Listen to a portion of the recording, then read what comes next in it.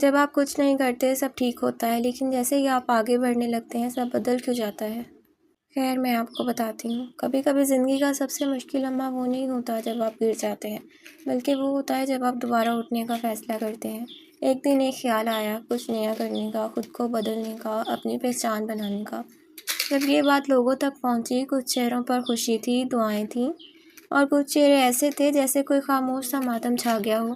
عجیب بات ہے نا، جب آپ کچھ نہیں کرتے لوگ خاموش رہتے ہیں، اور جب آپ کچھ کرنے لگتے ہیں وہی لوگ سوال کرنے لگتے ہیں۔ ویسے خلل آتا کیوں ہے؟ کیونکہ آپ کی ہمت ان کے ڈر کو بے نقاب کرتی ہے، آپ کی محنت ان کی سستی کو آئینہ دکھاتی ہے، اور آپ کی تبدیلی ان کی عادتوں کو ہلا دیتی ہے۔ وہ چاہتے ہیں آپ وہی رہیں جو کل تھے، رکے ہوئے، خاموش، کیونکہ آپ کا آگے بڑھنا ہی ان کو ان کے پیچھے ہونے کا احساس دلاتا ہے۔